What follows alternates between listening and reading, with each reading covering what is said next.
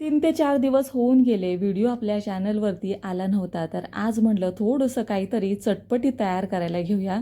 तर 2-3 महिने टिकणारी ही कच्च्या आंब्यांची चटपटीत चटणी आज आपण तयार केलेली आहे.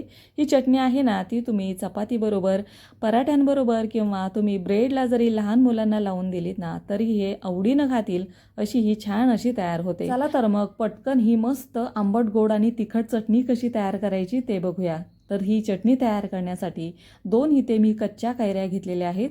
कैरी घेताना कडक कैरी आपल्याला घ्यायची आहे. नरम कैरीचा अजिबात आपल्याला इथं वापर करायचा नाही, कारण 2-3 महिन्यासाठी आपण ही चटणी तयार करतोय. त्याच्यामुळे जास्त टिकावी आणि जास्त चवदार चटणी व्हावी त्याच्यासाठी कच्ची कैरी बघून घेताना ती कडक बघून घ्यायची. आणि कोणतीही इथं तुम्ही कैरी वापरलीत ना तरी पण चालेल. कैरी घेतल्यानंतर स्वच्छ धुतल्यानंतर साल आपल्याला इथं काढून घ्यायची आहे, कारण साल आहे ना ती पटकन शिजत नाही आणि बऱ्याच वेळेला सालीमुळे आंबा थोडासा कडवट लागू शकतो. म्हणजे जे आपण चटणी तयार करतोय ना ती थोडीशी कडवट लागू शकते. तर ही आंबा आहे ना तो आपण कट करून घेऊया. जर बाट लागलेला असेल तर त्याचा फक्त गर आपल्याला इथं काढून घ्यायचा आहे. आणि जर बाट नसेल ना तर तुम्ही अशा पद्धतीनं ह्याच्या फोडी तयार करून घ्या. तर एक आंबा व्यवस्थित होता, दुसऱ्या आंब्याला थोडासा बाट धरला होता. तर साईडचं मी ह्या आंबा सगळा कट करून घेते. आता ह्या फोडी आहेत ना त्या कशा पण तुम्ही ओबडधोबड जरी कट करून घेतल्यात ना तरी चालेल, कारण आपण हे मिक्सरमधून हलकंसं बारीक करून घेणार आहे. जास्त पण बारीक न करता थोडंसं आपल्याला हे क्रश करून घ्यायचं आहे. तुम्ही हे मिक्सरमधून किंवा एखाद्या चॉपरनी जरी कट केलेत ना तरी पण चालेल. आता इथे तुम्ही कोणत्याही आंब्याची कैरी घेतली तरी चालेल. मी इथं हापूस आंब्याच्या ह्या कैऱ्या घेतलेल्या आहेत, कारण ह्या जास्त आंबट नसतात.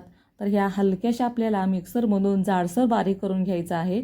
जास्त पेस्ट बनवायची नाही, थोडंसं आपल्याला हे जाडसर ठेवायचं आहे. तुम्ही चॉपरनी जरी हे क्रश करून घेतलं ना, बारीक करून घेतलं ना तरी पण चालेल. तर हे पहा, एवढं बारीक मी इथं केलेलं आहे. आता एका कढईमध्ये 2 चमचे इथं मी तेल घेते, कारण ही चटणी आहे ना ती बराच दिवस टिकण्यासाठी थोडीशी आपण हिला मस्त अशी फोडणी देऊया. तर तेल गरम झालं की इथे मी 1 चमचाभर जिरं टाकलेलं आहे. जिरं टाकल्यानंतर चांगलं हे तडतडलं की 1 चमचाभर मी इथं कच्ची बडीशेप घेतलेली आहे.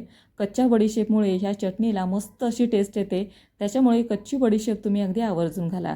त्याच्यानंतर थोडीशी कलोंजी, 10 ते 15 मेथीदाणा मी इथं वापरलेला आहे. त्याच्यानंतर 2 चिमूट इथं मी हिंग टाकलेला आहे. आता हा मस्त छान असं हे मसाले तेलामध्ये परतले की इथे मी लाल तिखट घेतलेलं आहे, जवळजवळ 1.5 चमचा. तुम्ही तुमच्या चवीप्रमाणे इथं लाल तिखटाचं प्रमाण आहे ना ते कमी जास्त करा, कारण लहान मुलं जर असतील तर थोडंसं तिखटपणा कमी ठेवा. लाल तिखट टाकल्यानंतर थोडीशी आपल्याला इथं हळद टाकायचे. आता इथे तुम्ही रंग येण्यासाठी थोडीशी काश्मीरी मिरची पावडर टाकलीत ना तरी चालेल, तुमच्या आवडीप्रमाणे इथं ॲड करा. तर हलकेसे हे मसाले आपण तेलावरती चांगले परतून घेऊया. मसाले तेलावरती परतत असताना गॅसचा फ्लेम आहे ना तो मीडियम ठेवायचा. मोठ्या आचेवरती अजिबात मसाले परतायचे नाहीत, नाहीतर ते करपून जातील. आता मसाले परतल्यानंतर जो आपण आंबा जाडसर बारीक करून घेतला होता ना तो घालून 1 ते 2 मिनटं ह्याला चांगले आपण ह्या तेलामध्ये मसाल्यांमध्ये चांगला परतून घ्यायचा आहे. ह्याच्यावरती अजिबात झाकण ठेवायचं नाही, नाहीतर ह्याला पाणी सुटेल. तर 1 ते 2 मिनटं हा आंबा परतून झाल्यानंतर आता आपण इथं चवीप्रमाणे गूळ घालणार आहे. तर गुळाऐवजी तुम्ही इथं खडी साखरेचा वापर केलात ना तरी चालेल, पण त्या अगोदर थोडंसं मी इथं चवीप्रमाणे मीठ घातलं, कारण मगाशी मीठ टाकायला मी विसरले होते. तर मीठ टाकल्यानंतर परत आपण हे हलवून घेऊया. आणि हे हलवल्यानंतर आपल्याला आता इथं गूळ घालायचं आहे. तर मगाशी सांगितल्याप्रमाणे तुम्ही इथं आवडीप्रमाणे साखर किंवा खडी साखरेचाही तुम्ही इथं वापर करू शकता. मी इथं जवळजवळ 1 वाटीभर एवढा गूळ घेतलेला आहे. आता गुळाचं पण प्रमाण आहे ना, गोडाचं प्रमाण ते तुम्ही तुमच्या आवडीप्रमाणे इथं कमी जास्त करून घ्या, कारण तुम्ही कोणता आंबा इथं वापरलेला आहे ना त्याच्यावरती गोडाचं प्रमाण आहे ते तुमचं ठरलं जाईल. कारण जास्त आंबट जर आंबा तुम्ही इथं वापरला असेल ना तर गुळाचं प्रमाण आहे ते तुम्हाला थोडंसं वाढवावं लागेल. आंबा जर जास्त आंबट नसेल तर गूळ तुम्ही 1 वाटीभर इथं टाकलात ना तरी चालेल. आता हे व्यवस्थित आपण हलवून घेऊया. जसा जसा गूळ वितळेल ना तसं तसं ह्याला छान असं पाणी सुटतं. तर ह्या पाण्यामध्येच आपल्याला हा आंबा आहे ना तो शिजवून घ्यायचा आहे. अजिबात ह्याच्यावरती झाकण ठेवायचं नाही. थोडंसं पाणी सुटलं की हा आंबा चांगला आपण परतून घेऊया. कारण हा आंबा शिजायला जास्त वेळ लागत नाही. आपण ह्याच्यावरची जी साल होती ती काढलेली आहे, शिवाय हा मिक्सरमधून आपण बारीक करून घेतलेला आहे, त्याच्यामुळे हा वाफेवरती चांगला शिजला जातो. आता जो आपण गूळ घातल्यानंतर थोडंसं ह्याला पाणी सुटतं, तर ते पाणी सुकेपर्यंत चांगला आपल्याला आंबा हा परतून घ्यायचा आहे. बोटावरती थोडंसं घ्यायचं, असं चिकट लागायला लागलं ना की आपली चटणी आहे ना ती तयार झालेली आहे असं समजावं. तर हे पहा, मस्त चटणी काही वेळातच तुमची तयार झालेली आहे. फक्त गूळ जो घातलेला आहे ना तो व्यवस्थित आपल्याला वितळून घ्यायचा आहे, कारण बऱ्याच वेळेला गुळाचे खडे पण तसेच राहतात. तर हे पहा, छान अशी 2-3 महिने टिकणारी चटणी तुम्ही काही वेळातच तयार करू शकता.